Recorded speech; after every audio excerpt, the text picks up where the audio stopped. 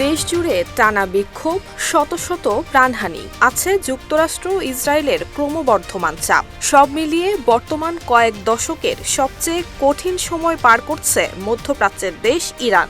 এমন অস্থিরতার মাঝেও দেশটির ক্ষমতার কেন্দ্রে অটল রয়েছেন ৮৬ বছর বয়সী সর্বোচ্চ নেতা আয়াতুল্লাহ আলী খামেনি। মধ্যপ্রাচ্যের রাজনীতিতে যিনি কিনা দীর্ঘদিন ধরেই পরিচিত এক অতন্দ্র প্রহরী হিসেবে।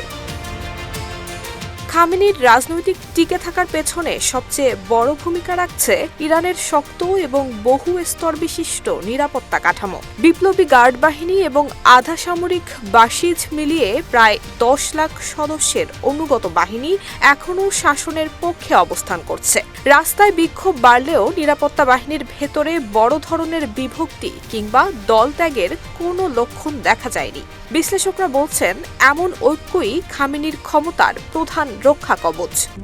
RICL TMX, যুগের পর যুগ স্থাপনা থাকে মজবুত।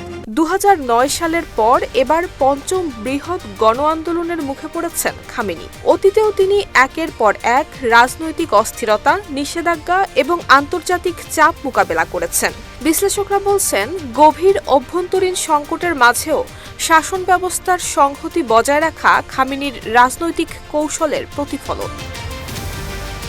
তবে আন্তর্জাতিক নিষেধাজ্ঞায় শ্বাসরুদ্ধ ইরানের অর্থনীতি, মূল্যস্ফীতি এবং বেকারত্ব বেড়েছে।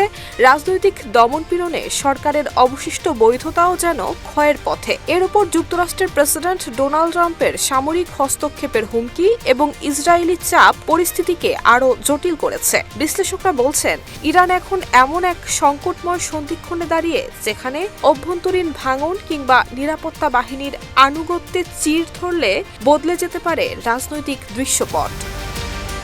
নুসরাত জাহান মেহেক, ঢাকা পোস্ট।